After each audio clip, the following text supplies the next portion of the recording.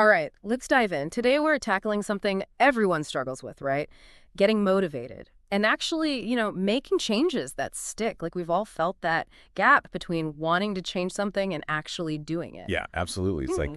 that knowing doing gap. And Yeah. honestly, figuring out what drives us towards change and what holds us back, well, that's powerful stuff. It really is. And for this deep dive, we've got some serious expert insights to help us unpack all of this. Awesome. We dug into some YouTube transcripts from Dr. Russ Curtis. He's a professor of counseling.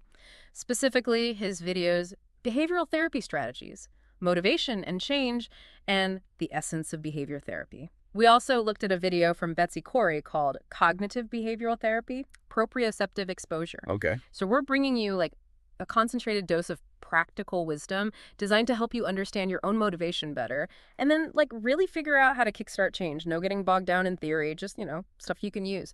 Yeah, we want to give you actual tools to, boost your motivation and ability to make those changes you're after. So the first cool thing we found, and this comes from Dr. Curtis, is this idea of developing a super clear vision. He calls it an ideal vision for like a more meaningful, happier life. It's not just some vague wish though, right? Right. It sounds like it takes some real work. Yeah, it really does. It's a mix of actively thinking and talking about, like, what truly matters to you, what gives your life meaning, but also making time to just reflect quietly, what's your purpose?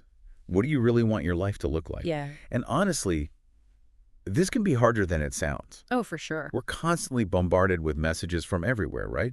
Social media, friends, family, all telling us, subtly or not, what we should be doing. Yeah, totally. It's so easy to chase someone else's version of success, isn't it? Instead of like really tuning into what makes us tick. Exactly. And that's where signature strengths come in, right?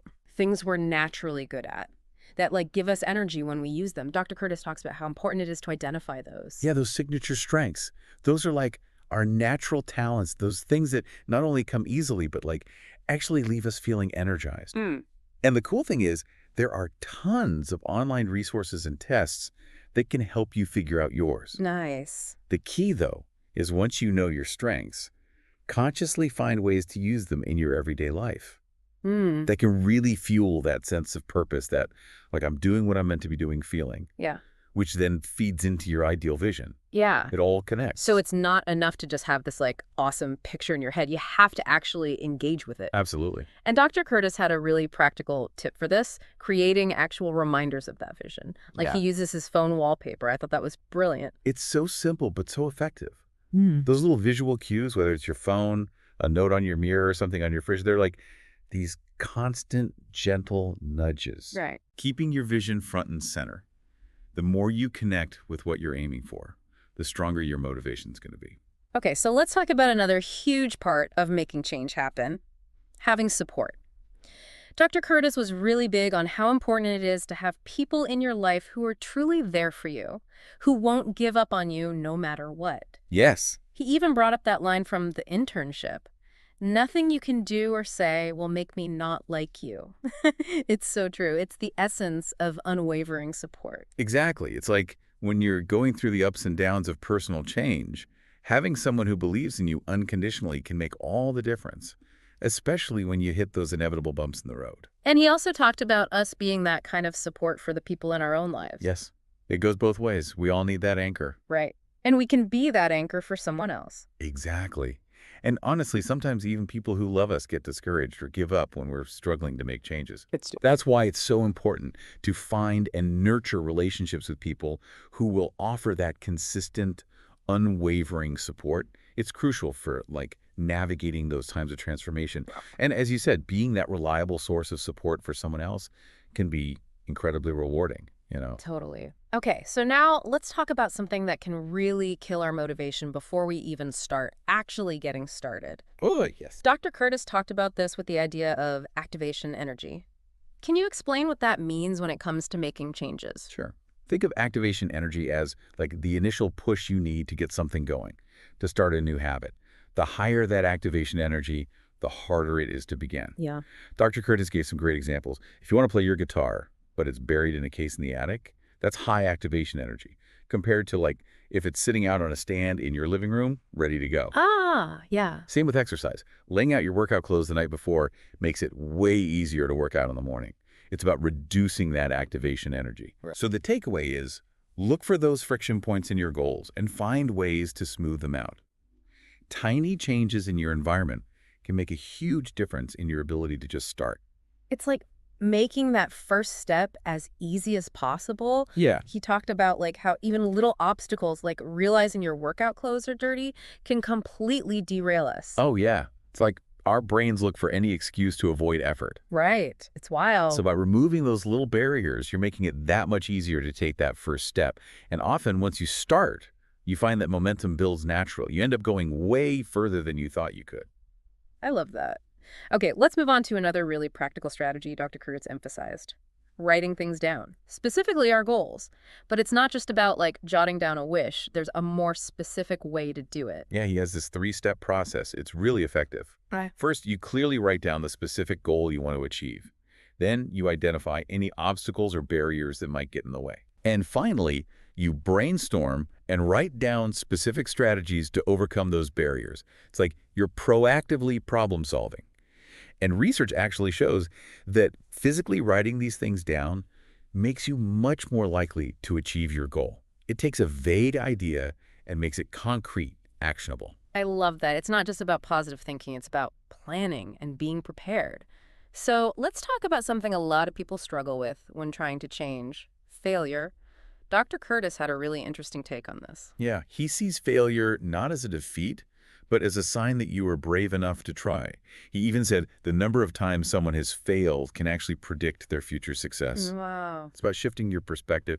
He talked about good failures, those learning experiences that come from trying your best, even if things don't work out perfectly, Right. as opposed to bad failure, which is just not trying at all.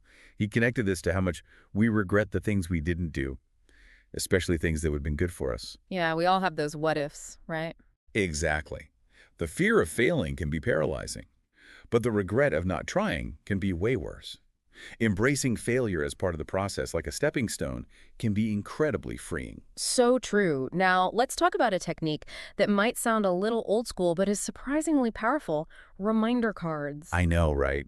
In our digital world, it seems almost quaint. But Dr. Curtis swears by them. Yeah. Is like these little index cards with motivational phrases, affirmations, things that remind you of your goals. You can read them first thing in the morning or throughout the day, just little boosts to keep you focused and positive. And he even suggested some modern twists on this. Oh yeah, like setting motivational quotes as alarms on your phone or sending yourself reminder emails. I love that. It's about finding what works for you and making those positive reminders a part of your life. It's about consistency. Whether it's handwritten or digital, those reminders keep you aligned with your goals. They fuel your motivation over time. Okay, now let's think about the environment we create around ourselves. Dr. Cronus talked about the impact of our input, meaning what we take in mentally and emotionally. It made me realize how much I expose myself to negativity without even thinking about it. Yeah, he compared it to food, saying garbage in is garbage out. Mm. We know how important it is to feed our bodies healthy food. But we also need to be mindful of what we feed our minds. The news, entertainment, it's often so negative it can really drain you. Yeah. And he contrasted that with how beneficial it is to seek out positive and inspirational content and to surround ourselves with supportive people. Makes such a difference. Right. Our external world shapes our internal state and our ability to stay motivated. Being intentional about what we expose ourselves to, both information and people, can be huge. Okay, this leads perfectly into a key principle of behavior therapy that Dr. Curtis highlighted in another video. He said, changing behavior can be the quickest way to change thoughts and feelings. That's kind of counterintuitive, isn't it? We usually think we need to feel motivated before we act. Yeah, we often think it's like our thoughts change, then our feelings, and then our actions. But behavior therapy says sometimes just doing the behavior, even if you don't feel like it, can change your thoughts and feelings. Like, cognitive behavioral therapy focuses on identifying and challenging unhelpful thoughts, which then influences feelings and behavior.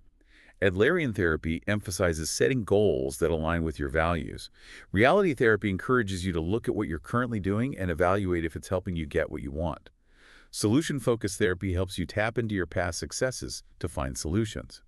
Feminist therapy empowers individuals to take action against injustice.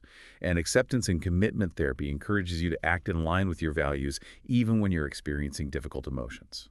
Wow, that's a lot to unpack, but it seems Wow. like they all, in their own way, point to the importance of action. Absolutely. And Dr. Curtis encouraged us to think back to times when we forced ourselves to do something we dreaded, but then felt amazing afterwards. Oh, yeah. Like that sense of accomplishment, it can be so motivating.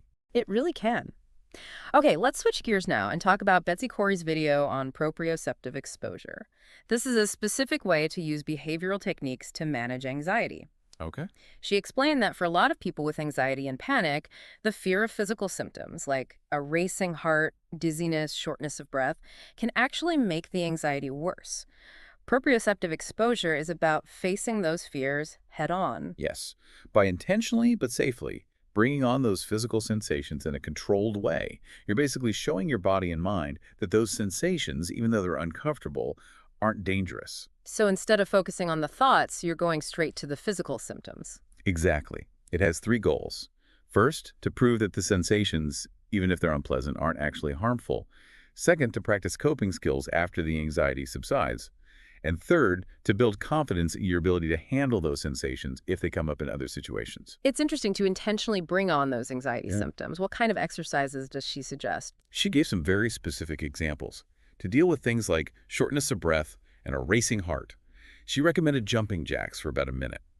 But she also said you can modify it based on your fitness level, like brisk walking or even just running in place. She even showed how to do a few jumping jacks in the video. Oh, cool. What else? Another one was straw breathing for people who feel like they can't breathe or feel smothered. Oh, wow. Yeah, it involves breathing through a small straw, like a coffee stirrer.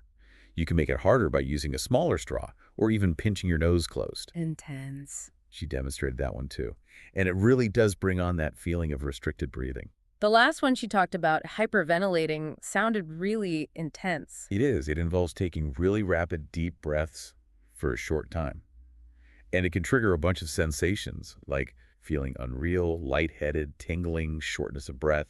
She even said she finds it uncomfortable and she doesn't struggle with anxiety. Wow. So the real benefit isn't just from doing the exercises themselves, right? No, it's about using them as homework. She recommends doing these exercises, maybe one or two that target your specific fears, up to 5 times a day. The key is to really try to bring on the sensations as strongly as possible without distractions. And then right after, you use your coping skills to manage any leftover anxiety. The goal is to gradually lessen the fear associated with those physical sensations. It's almost like exposure therapy, right? Exactly. But she also stressed that it's crucial to have a recent physical exam and talk to a healthcare professional before doing any of this. Right. Always good advice. So to sum it all up, we've covered some really valuable strategies today. Creating a strong vision and using reminders, recognizing how important unwavering support is, making it easier to start by reducing activation energy, writing down your goals and obstacles, seeing failure as a learning opportunity, and understanding that sometimes action comes before motivation. Plus, we learned about proprioceptive exposure with exercises like jumping jacks, straw breathing, and controlled hyperventilation for dealing with anxiety. Wow, that's a lot. It is, right. But it's all really useful stuff. It is. So, for you, the listener, here's something to think about. What's one small change you can make in your daily life based on one of these strategies that might help you get more motivated, or change your relationship with a difficult emotion, or help you reach a goal? What could happen if you consistently applied even just one of these ideas? It's worth considering. It really is. Thanks for joining us for this deep dive. Yeah, thanks for listening.